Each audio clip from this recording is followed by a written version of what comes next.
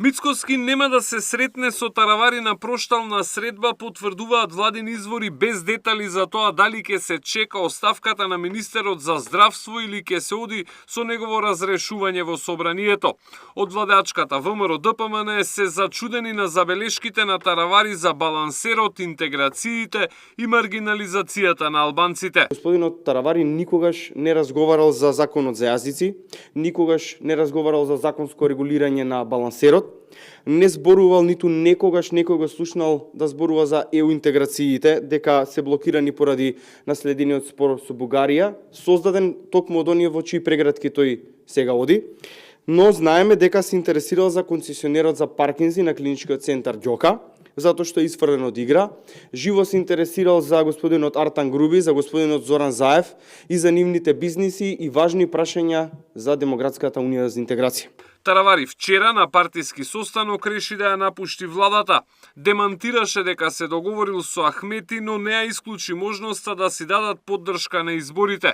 Уверува дека ќе го следат сите сопартијци. Во моментот немаме никаква соработка со ДУИ. Сме кажале дека имало комуникација, меѓутоа нема никаков договор со ниедна политичка партија. Меѓутоа сега кога одиме во опозиција, нормално е под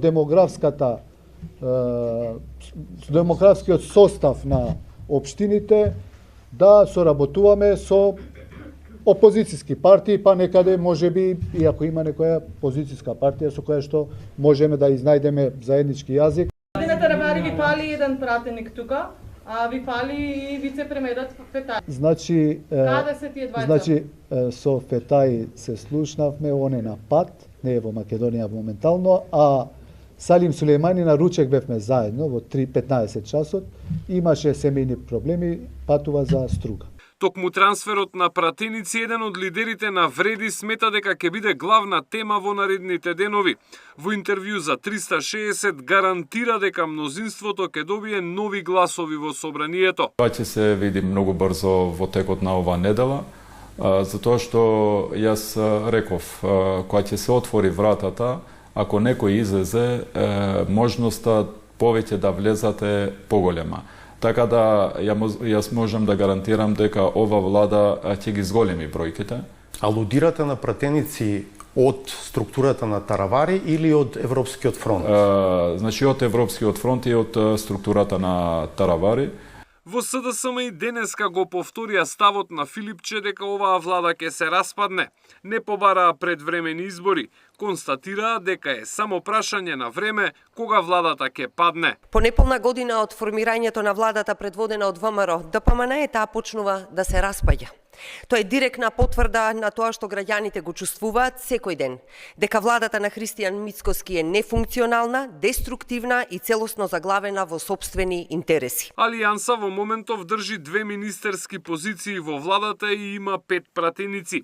Вице-премиерот Фетај уште пред неколку дена се огради од постапките на Таравари, но денеска не сакаше да ги коментира идните чекори. Од владата велат дека нема да има реконструкција, туку само смена на министри без да соопштат повеќе детали. Доколку Таравари поднесе оставка денеска, таа би можела да се најде пред пратениците уште утре на 48-та седница на собранието. Без пратениците на Таравари мнозинството има 73 гласови. За избор на нови министри потребно е апсолутно мнозинство од 61 пратеник. Александар Спасовски, Сител телевизија.